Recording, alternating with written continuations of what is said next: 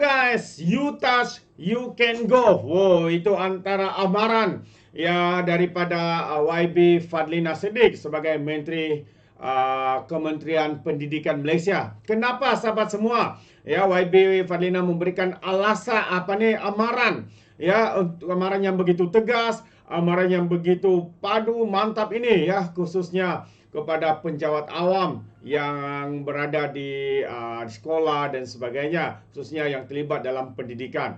Jadi sahabat semua, menarik untuk saya kongsikan bersama dengan anda dan juga untuk mendengar ucapan terkini daripada YB Fadlina berkaitan dengan isu ini. Jadi tanpa buang masa, mari kita tonton video ini. Tapi sebelum itu, jangan lupa juga untuk terus support Orang Dapat Channel dengan cara tekan butang subscribe, like, dan share. So mari kita tonton bersama video ini, sahabat-sahabat semua.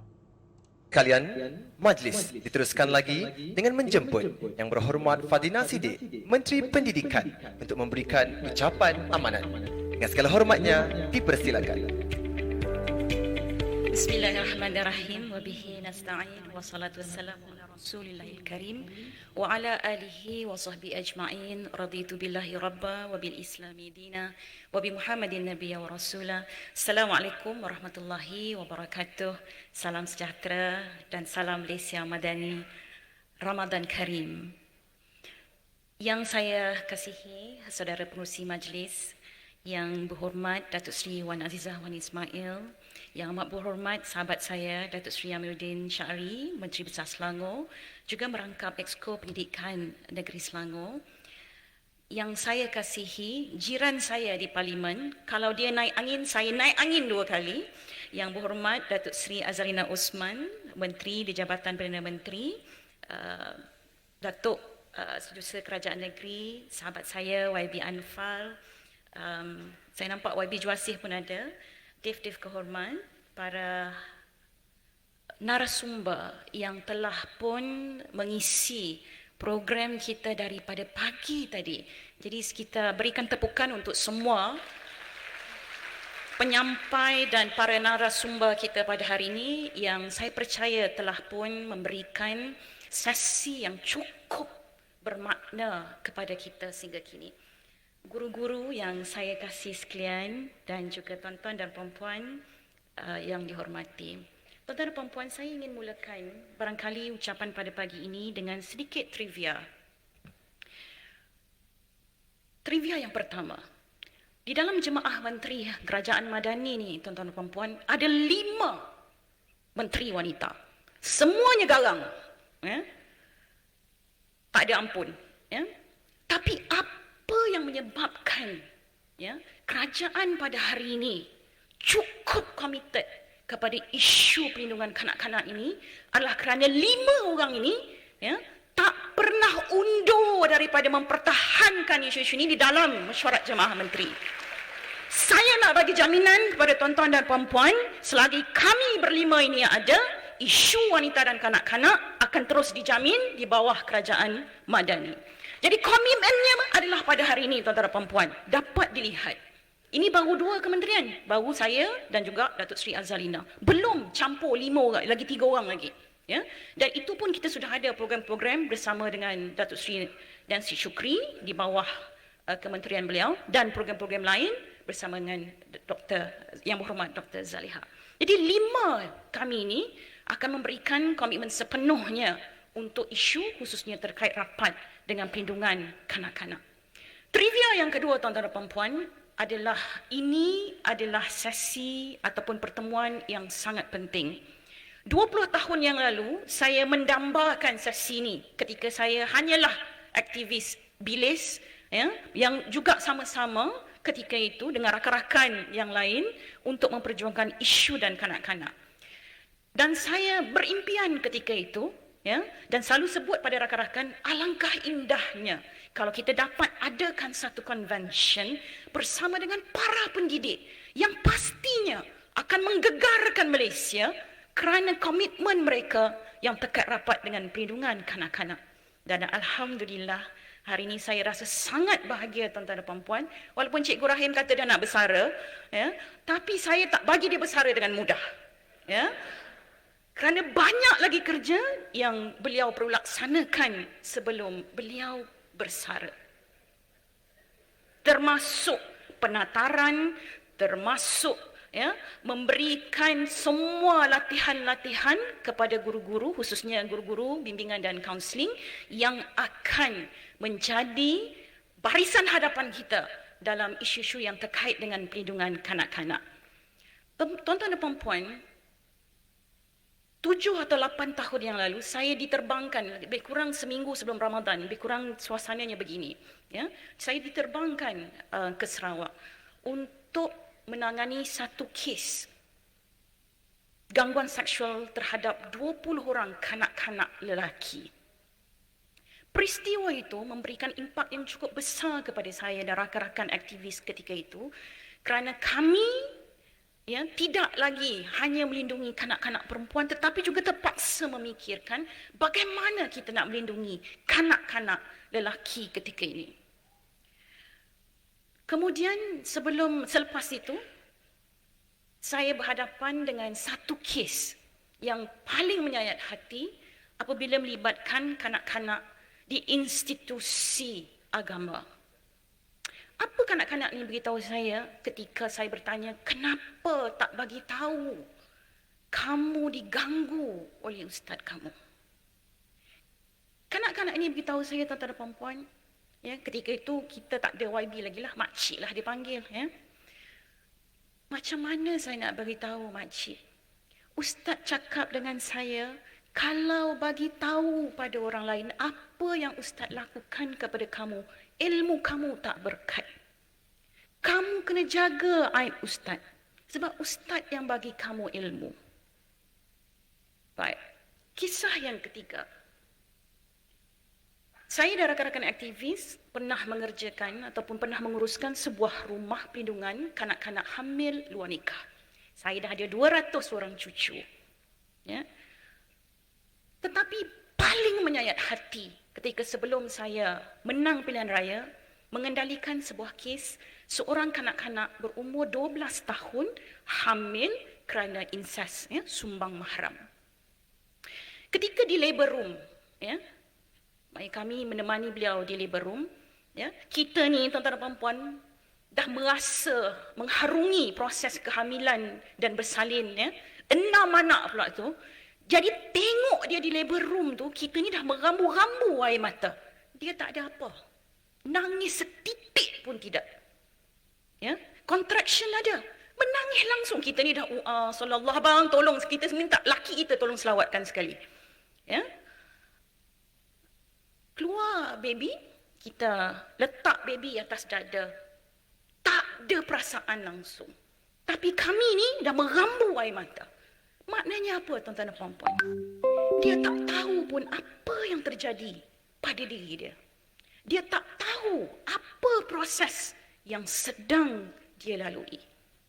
Jadi sebab itu, tuan-tuan dan puan-puan, pengalaman-pengalaman ini menjadikan komitmen kami cukup kuat untuk memastikan perlindungan kepada anak-anak ini mesti diberikan tumpuan. Baik, ketika ini, apa komitmen Kementerian Pendidikan Malaysia? Pertama adalah memastikan ekosistem selamat di setiap sekolah. Kita sudah pun mewar-warkan bahawa sekolah selamat ini mesti menjadi tumpuan dan juga menjadi komitmen Kementerian Pendidikan Malaysia. Sebahagian daripada segmen sekolah selamat ini adalah memastikan mereka benar-benar selamat di sekolah daripada sebarang, khususnya gangguan yang terkait rapat dengan gangguan seksual. Sebab itu, tuan-tuan dan puan-puan, apabila garis panduan menangani isu gangguan seksual di semua institusi pendidikan yang Cikgu Rahim kempen tadi itu adalah untuk memastikan bahawa garis panduan ini benar-benar dipatuhi, benar-benar ada komitmen daripada kita semua. Kerana apa? Kerana tidak ada tempat lain yang lebih selamat selepas rumah mereka melainkan sekolah-sekolah kita, tuan-tuan dan puan-puan. Jadi sebab itu kita minta guru-guru kita bersedia, mesti dilatih, mesti diberikan bimbingan, mesti diberikan keyakinan untuk melaporkan sekiranya kes-kes ini berlaku di dalam sekolah masing-masing. Untuk itu juga komitmen kita juga berlangsung dalam konteks sukan. Sebab itu kod sukan selamat yang kami kerjakan bersama dengan Yang Berhormat Menteri Belia dan Sukan adalah menjadi teras kepada kita memastikan anak-anak kita juga selamat ketika melaksanakan aktiviti-aktiviti yang terkait rapat dengan sukan. Sebab itu tuan-tuan dan puan, saya nak bagi amaran pada hari ini. Sekiranya berlaku kes-kes dalam institusi pendidikan, you touch, you go. Ya, kita mesti bagi penekanan itu supaya mereka faham kita serius untuk memastikan kes-kes ini tidak berlaku dalam sekolah kita. Apa tadi Cikgu Rahim? You touch, you go. Ya? Cikgu Rahim sebelum bersara, Cikgu Rahim punya kerja ni. Ya? But, tuan-tuan dan puan-puan, sebab itu juga dalam komitmen kita yang lain adalah untuk memastikan kita terus menambah bilangan guru-guru kaunseling di sekolah kita. Saya faham dan saya juga sudah bincang dengan Cikgu Azman, Ketua Pengarah Pendidikan kita yang baru, dan juga dengan SPP, supaya bilangan guru-guru kaunseling ini kita sentiasa mendapat perhatian daripada pihak-pihak otoriti supaya kita dapat latih lebih ramai dan memberikan tumpuan-tumpuan kepada pembinaan sahsiah anak murid kita. Ya, begitu juga ketika ini kita sudah pun berjaya menambah guru-guru kaunseling untuk murid-murid berkeperluan khas. Tuan-tuan dan puan-puan, murid-murid berkeperluan khas ini sentiasa dekat di hati kita. Sebab itu komitmen daripada bahagian keperluan khas, apabila mereka meminta, ya, mesti ada juga guru kaunseling yang menangani isu-isu terkait rapat dengan isu-isu seksual, gangguan seksual ini di kalangan murid keperluan khas juga kita beri keutamaan. Dan sebab itu telah pun kita tambah bilangan guru-guru ini dalam konteks untuk memastikan keperluan itu disantuni oleh semua. InsyaAllah tuan-tuan dan puan, saya fikir dalam konteks hari ini kita mesti sentiasa memberikan keutamaan kepada anak-anak kita dari segi keselamatan itu. Sebab itu saya minta tuan-tuan dan puan untuk tidak kita ni menjadi permissive society, ya, masyarakat yang membenarkan perkara-perkara ini berlaku dan membiarkan imbalance of power ini, ya, dalam semua kes gangguan seksual ini, dia punya punca biasanya memang imbalance of power, ketidakseimbangan kuasa. Ada satu pihak yang dominan yang akan menindas satu pihak lagi. Sebab itu bystander dalam masyarakat ini sentiasa kita kena latih dan kita kena sentiasa, ya, menjadi guru-guru yang saya sebut sebagai guru-guru advocator ini, ya, dengan izin bahawa inilah guru-guru yang kita nak sentiasa mereka peringatkan tentang keselamatan, tentang sentuhan selamat, sentuhan tidak selamat, dan pastinya advokasi program-program seperti ini akan kita teruskan dari semasa ke semasa. Saya juga merakamkan ucapan terima kasih yang tidak terhingga kepada semua rakan sinergi yang telah bersama dalam program ini, Suhakam dan lain bahagian. Dengan adanya hubungan baik antara semua pihak, saya yakin kita dapat membina ekosistem sekolah yang lebih baik dan anak-anak kita yang lebih berani dan guru-guru kita yang lebih terpimpin dalam konteks membela dan melindungi kanak-kanak. Jadi itu sahaja daripada saya, tuan-tuan dan puan-puan. Terima kasih di atas perhatian semua. Ayuh kita lindungi murid daripada eksploitasi seksual. Jangan diam, laporkan keganasan. Terima kasih. Assalamualaikum warahmatullahi wabarakatuh. Terima kasih yang terbaik sahabat-sahabat semua. Wow, itu dia begitu tegas, begitu panas, ya. Apabila YB Fadlina, Menteri di Kementerian Pendidikan Malaysia, memberikan amaran tegas kepada sesiapa sahaja yang terlibat.